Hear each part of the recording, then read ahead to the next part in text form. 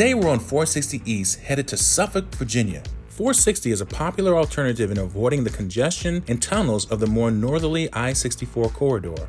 It passes through several small scenic towns that built up at stops along the railroad line. Suffolk, established in 1742 by Virginia colonists, is the largest city in Virginia by land area and second largest by total area. It has miles of waterfront property on the Nansemond and James Rivers. Prior to colonization, Suffolk and the region was inhabited by the indigenous Nansemond people, many of them in the Virginia portion of the Great Dismal Swamp. Today we'll explore Suffolk and the Great Dismal Swamp, both of which hold a deep, hidden history not known by many.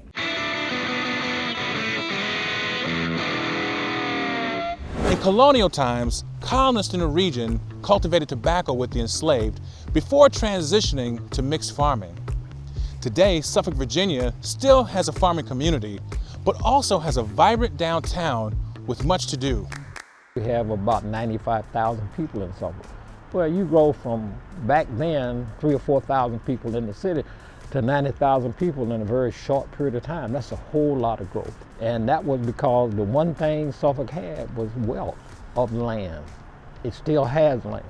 And we're using that land in what I consider to be a smart way. So talk to me a little bit about the history of the industry here. Suffolk has always been, and is to this day, an agricultural community. The biggest thing here was the peanut industry. But that's what this whole community was about. That was what Nansemond County was about. That's what the new city of Suffolk is still about. Peanuts grown in the surrounding areas became a major agricultural industry for Suffolk. In fact, Planters Peanuts was established in Suffolk beginning in 1912 and is also the birthplace of Mr. Peanut, the mascot of Planters Peanuts. Faye and Bobby Beal have been operating a peanut store in Suffolk for over 50 years. Not only are we going to taste some of the goodies inside, we're going to learn about some of the hidden history of peanut making in Suffolk.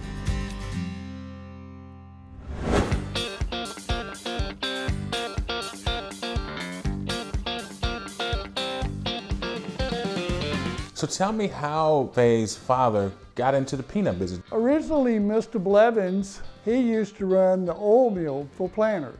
And then later on, he left Planters and then got involved with the store in 1975. The stockholders asked him to take over, and he took it over and ran it until his death in 2000. Tell me about what you have here in the shop. Well, we have a large variety of peanuts. Chocolate peanuts, single dip, double dip, cashews, chocolate cashews. One of our best sellers, chocolate peanut brittle. Peanut brittle is good, but if you put chocolate on it, so much better. That sounds dangerous. We've been lucky to be able to keep a good variety over the years. Well, I hear that there's a roaster in the store. Yes, there is. So will we get to see some roasting? Sure. Let's do it. This is a 1936 roaster. Came out of the original Planters Nut and Chocolate Company. Use it every day to roast in the shell Virginia extra large peanuts. Now, how's this thing work? Electric motor turns a set of barrels inside. It's gas fired. Taylor's gonna put some peanuts in and we're gonna roast. All right. So how long does it take for the peanuts to be done? First batch, it takes about 45 minutes because you have to heat all that metal up first. Second batch takes about 25 minutes.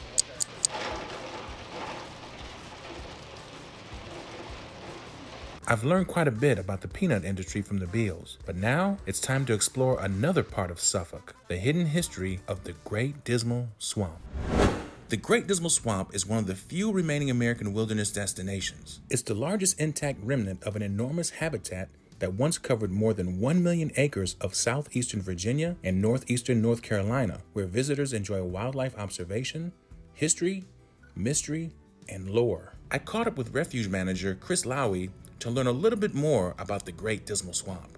The Dismal Swamp, right now it's about 150,000 acres of a forested wetland, which is really just a remnant of what the historical swamp was. It used to be about 1 million acres. It's rich in history, it's rich in biodiversity, and it's considered a unique ecosystem. And being in the mid-Atlantic of the United States, we're in the middle. So we have northern species and southern species that all come together here. So the richness and the diversity of our wildlife is large. When I came up, I was able to drive by Lake Drummond, which is a beautiful, beautiful lake. Tell me about Lake Drummond. Lake Drummond, we call it the heart of the swamp because it is kind of centrally located in the swamp right now. And another unique feature about this area is it is the largest natural lake in the state of Virginia. So it's another tourist attraction. Folks come out and want to see Lake Drummond, and every day is different out there. A lot has happened here in the swamp. What do you know about some of the things that have happened here? The history that we have, documented from journals dates back to, well, Lake Drummond. It was named after William Drummond, who found the lake in 1655 on a hunting expedition. Take it to 1728, the Dismal Swamp got its name when William Byrd and his survey crew was surveying the Virginia-North Carolina line, and they started at the Atlantic Ocean, and they ran into this wall of vegetation. And William Byrd declared it the most dismal place not fit for man or beast. George Washington arrived here in the Dismal Swamp in 1763. He called it a glorious paradise, and so began, logging the swamp a little bit for farming until 1974, when the National Wildlife Refuge was established and a lot of that timberland was donated to the federal government and the people of the U.S. Amongst all the history, it really first starts with the indigenous peoples of this area that lived in the swamp and lived off of the swamp. In addition, there's African American history here in the swamp that's very significant, and that is the freedom seekers, escaping slavery. And from what we know, there were freedom seekers that made it through the swamp. This was designated part of the Underground Railroad Network to Freedom. Even more critical is these freedom seekers actually lived in the swamp for generations. The Great Dismal Swamp is anything but dismal, but there are also families in the area that have a hidden history that spans hundreds of years. Nikki Bass is a descendant of Great Dismal Swamp inhabitants. Her roots include European colonizers, the indigenous, and African Americans. I am an environmental chemist by profession, but my personal passion is family research. Our story comes in from many different directions. So I have indigenous ancestry that's been here for thousands of years. I have colonial ancestry from European settlers, and I have African ancestry from people who were brought here through enslavement and actually used the Great Dismal Swamp as a path to freedom. So tell me about what you know about the Dismal Swamp.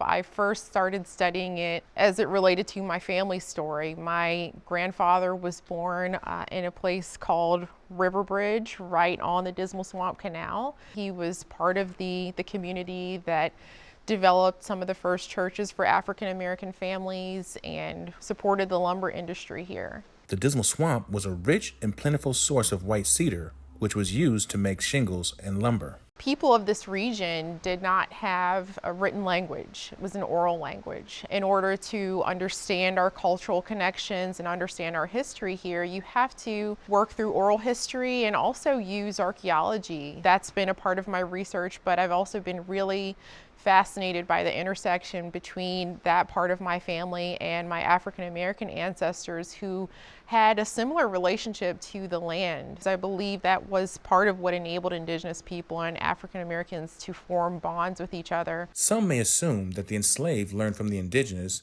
who had already been there for hundreds of years, but they truly learned from each other. The indigenous had a unique relationship with the swamp. Its resources were respected and used to sustain life. The swamp started as really an open space. Over time, the use of the space evolved, but for indigenous people, we think about it in that sense as a place full of life, full of wildlife, food sources, medicines. There's a lot of meaning to it from an environmental perspective.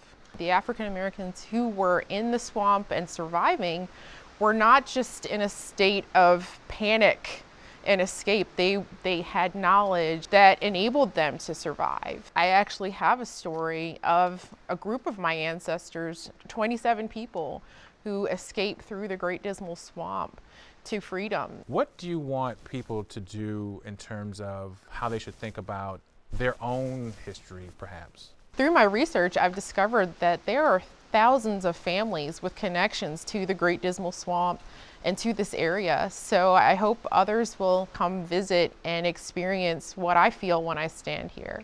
The history of the swamp doesn't stop with Maroons, or it doesn't stop after the Civil War. It never stops. And you know, you talk about resiliency. How do we see that today? The importance of continuing the story is to acknowledge that our history here is still unfolding. We're still part of the community. We're still building legacies. We're still contributing to the economy, to the culture, to the creativity. So I want people to understand that one day people will look back at us and examine how we've used our history to continue building and to have a society that values parts of our experience that were previously undervalued. Suffolk, Virginia and the Great Dismal Swamp are a beautiful part of the Chesapeake region. The history of the Dismal Swamp, Indigenous and African Americans, are an important part of the community's fabric. But there's still much to learn about this history. So the next time you're traveling on 460, whether you're looking for peanut treats or just a weekend getaway, why not take a detour and explore the hidden history of Suffolk, Virginia and the Great Dismal Swamp?